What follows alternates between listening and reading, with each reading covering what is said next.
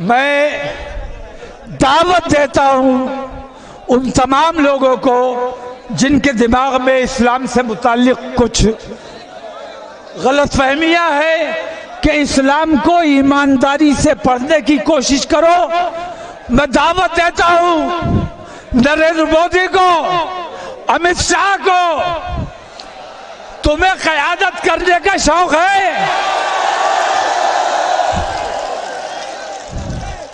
मैं दावत देता हूं। हम तो वो है कि हमारे यहाँ ऊंच नीच नहीं है, छोटा बड़ा नहीं है। हमारे यहाँ सफाई कर्मी भी जब नमाज के वक्त मस्जिद में साफ होकर दाखिल होता है तो हमारे बराबर खड़ा होता है। हमारे यहाँ जूती काटने वाला जब नमाज के वक्त में मस्जिद में आता है तो हमारे साथ खड़ा होता है, हमारा भाई है। हमारे यहाँ कोई तासुब नहीं है, हमारे यहाँ कोई ऊंच नीच नहीं है। मैं दावत देता हूँ कि इस्लाम को समझो, इस्लाम की तरफ मुतवज्जा हो जाओ। इस्लाम ही दुनिया में अमन व अमान कायम कर सकता है। नरेंद्र मोदी, अगर तुम ईमानदारी से मोक्ष का रास्ता चाहते हो, मोक्ष के मार्ग पर आना चाहते हो, तो दुनिया में वाहिद इस्लाम है जो निजात का रास्ता है। निजात के रास्ते पर आ जाओ, तुम्हारा दुनिया भी अच्छी हो जाएगी और तुम्हारा दीन भी अच्छा हो जाएगा। तुम्हें क़यादत करने का शौक है, हाकिम बनने का शौक है। हम बताते हैं कि कैसे हाकिम बनते हैं। तमाम मुसलमानों से मुखातिब हूं। हजरत उमर याद है, पूरी तफसील याद है। हजरत उमर जब हालत कुफ्र में थे तो नबी के सबसे बड़े दुश्मन थे। हर वक्त तलवार लेके घूमते थे कि जहां मोहम्मद सल्लल्लाहु अलैहि वसल्लम जहां मिल जाएंगे कत्ल कर दूंगा। बताओ ठीक है? ईमान ले आए, कलमा पढ़ लिया तो मुसलमानों ने अपने सर पे बैठा लिया और खलीफा बना दिया। तो आओ नरेंद्र मोदी, कलमा पढ़ो, हम भी तुम्हें अपने सर पे बैठाने को तैयार हैं।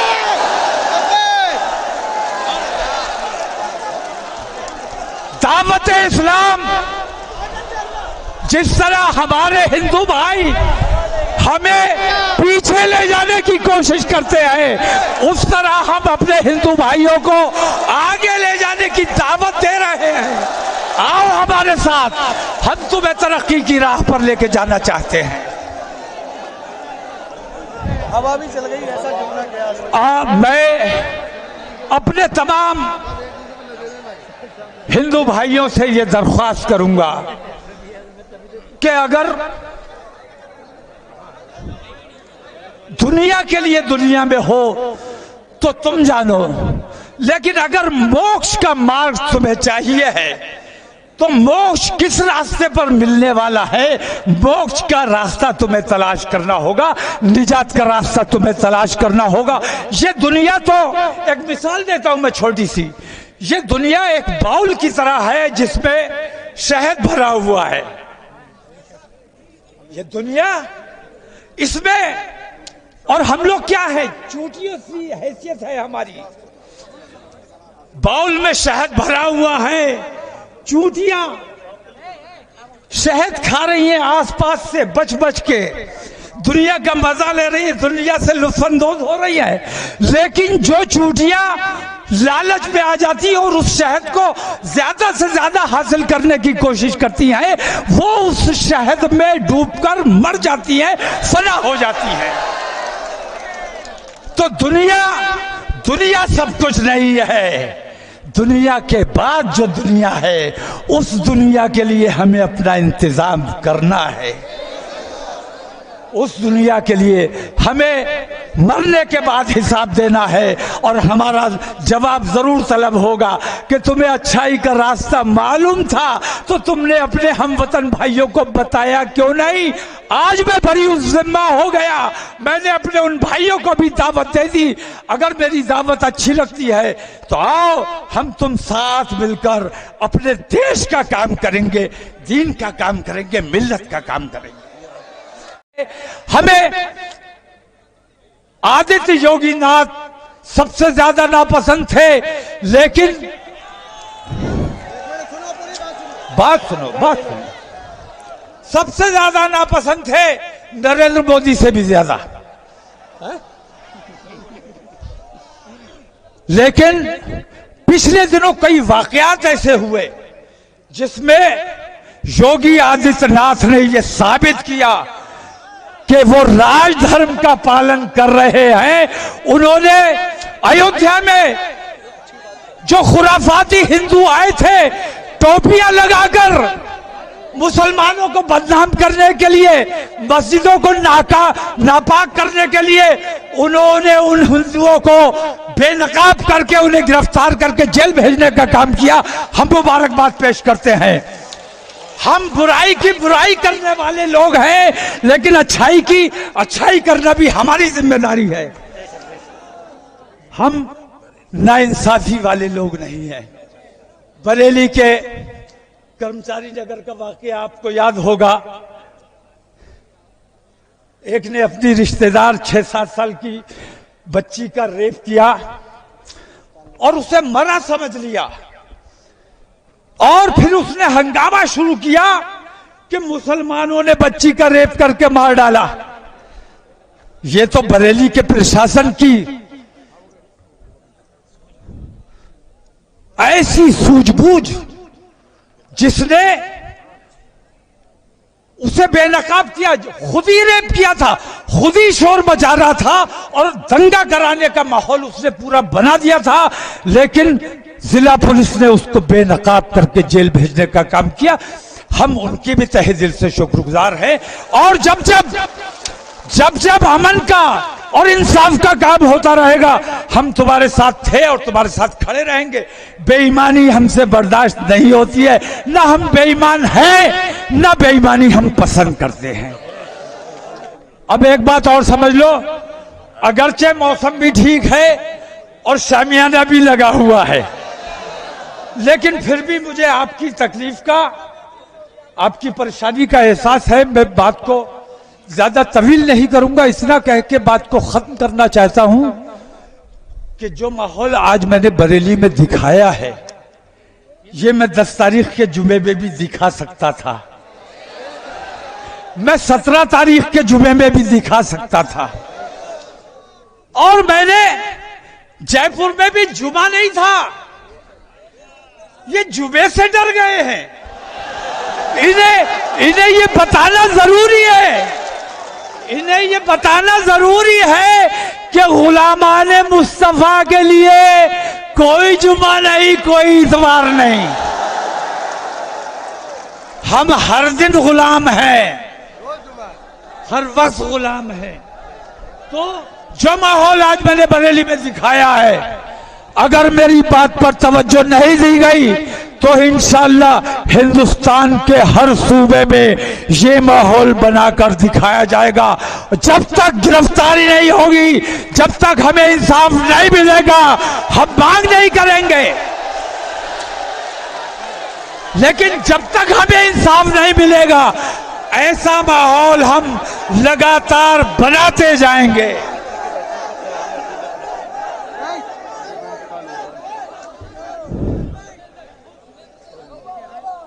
रांची की उस माँ का, अपने रांची की वो माँ याद है जिसका बच्चा 15 साल का बच्चा मार डाला गया, और किसने मारा? जिसकी जिम्मेदारी थी हिफाजत करने की, उसने मार डाला है। अगर तुम्हारी गोलियों में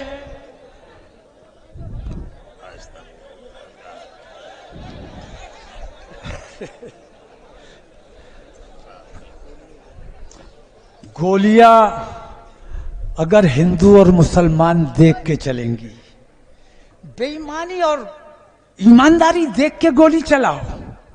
चोर कौन है और शाह कौन है ये देखकर गोली चलाओ। मैं उन नौजवानों का भी पुरजोर हिमायत करता हूं। अग्निपथ, अरे जब तूने नाम अग्निपथ रख दिया तो आग तो लगनी ही थी। अगले देखो कहां से लेके आए हैं, अग्निपथ। हमारे नौजवानों का मुस्तकबिल तबाह करने का ठेका इस नरेंद्र मोदी ने लिया हुआ है। हमारे उन बच्चों की मैं हिमायत करता हूं जो इस अग्निपथ 4 साल की बेगारी, इसके खिलाफ जो लोग एहतजाज कर रहे हैं, मैं उन लोगों की हिमायत करता हूं और इस अग्निपथ योजना को फौरी तौर पर बंद किया जाना चाहिए। उस औरत को याद करो मेरे भाइयों, मैं रोया हूं उस औरत के इकलौता बेटा, और फिर वो मां कह रही है कि मेरा बेटा इस्लाम पर कुर्बान हुआ है, मोहम्मद की शान पर कुर्बान हुआ है। इस्लाम जिंदाबाद था और इस्लाम जिंदाबाद रहेगा।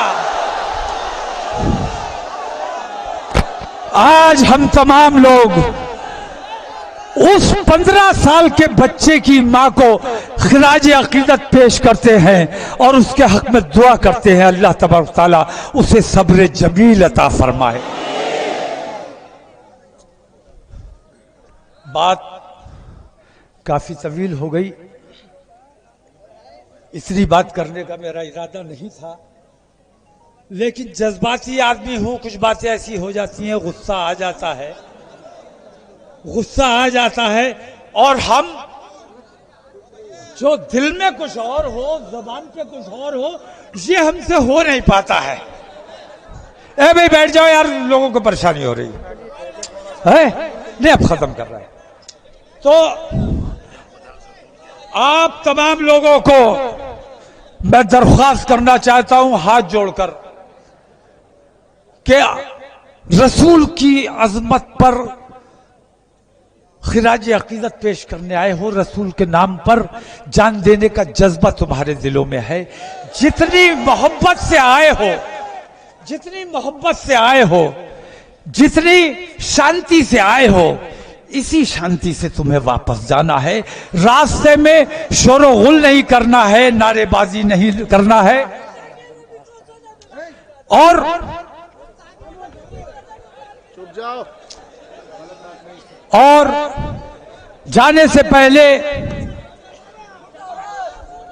एक बार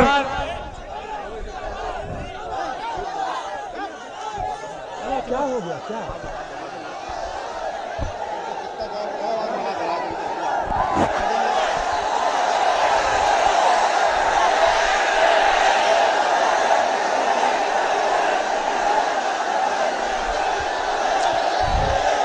तो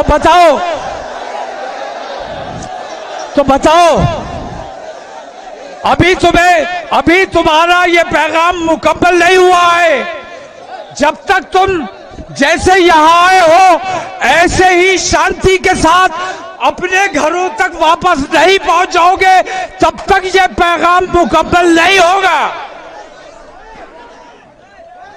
क्या बात है, क्यों मुखातिब हो रहे हो?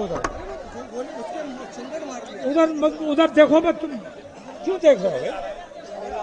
बिल्कुल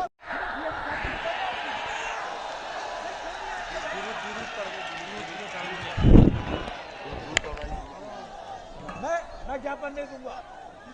बताओ भाई, एक बात तुमसे पूछता हूं,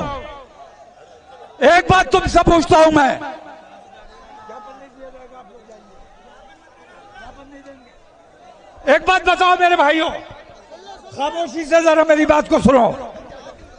क्या हमें इस बेईमान हुकूमत को कोई ज्ञापन देना चाहिए?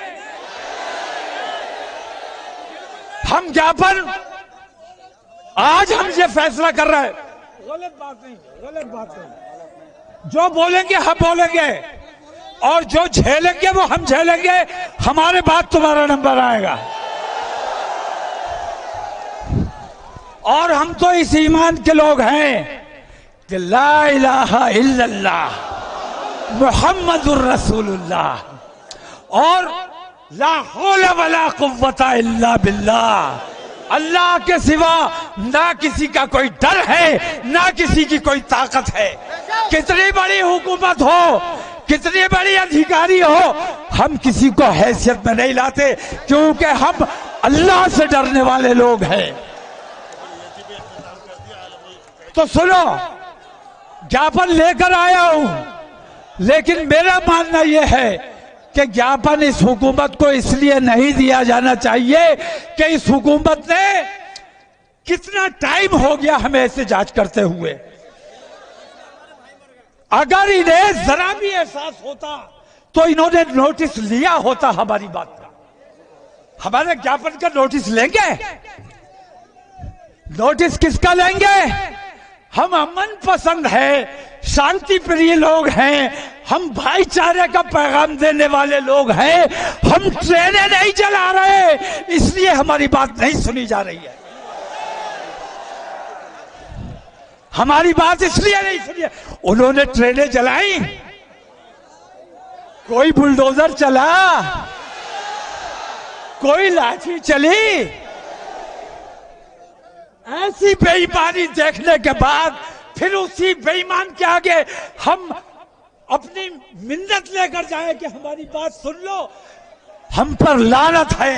रसूल आजम की शान का मामला है, रसूल आजम की शान का मामला है, और हम ये हिसाब अल्लाह तबारक तआला पर छोड़ते हैं। अल्लाह सजा देने वाला है, अल्लाह से बड़ी कोई ताकत नहीं है।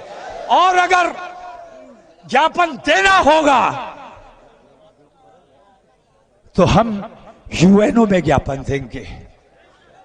बताओ ठीक है? हम यूएनओ में ज्ञापन देंगे, हम दिल्ली में जाकर ज्ञापन देंगे और पूरी दुनिया की हुकूमतों को बताएंगे कि इस बेईमान हुकूमत में मुसलमानों के साथ कैसा तासुब हो रहा है। ये नरेंद्र मोदी, इनको नजर नहीं आ रहा है कि पूरी दुनिया में क्या मैसेज जा रहा है। मेरे भाई,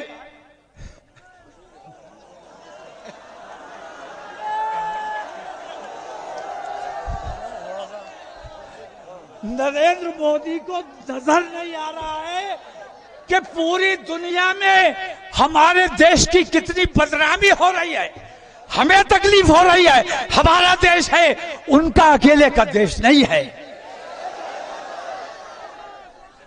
तो तुम हमारे देश को बदनाम करने का काम कर रहे हो। अब तुमसे कोई बात नहीं की जाएगी, अब तुमसे तुम्हारे साथ कोई मामला नहीं रखा जाएगा। अगर शिकायत की जाएगी तो इंशाल्लाह यूएनओ में शिकायत की जाएगी। आज ये ज्ञापन हम ना जिला प्रशासन को देंगे, ना नरेंद्र मोदी को देंगे, ना गवर्नर को देंगे, क्योंकि जिला प्रशासन का मैं जरूर इतना एतराफ करूंगा कि जिला प्रशासन ने मेरा बहुत सहयोग किया है, मेरी बात को माना है, मेरी बात को समझा है। और मैंने भी इनका भरपूर सहयोग किया है। सहयोग हमने भी। ताली दोनों हाथ से बजती है। नरेंद्र मोदी, अगर ताली बजाना चाहते हो तो आओ, मेरा हाथ है, अपना हाथ बढ़ाओ, ताली बजाते हैं इंशाल्लाह। तो हमें उत्तर प्रदेश शासन से किसी किस्म की कोई दिक्कत नहीं है।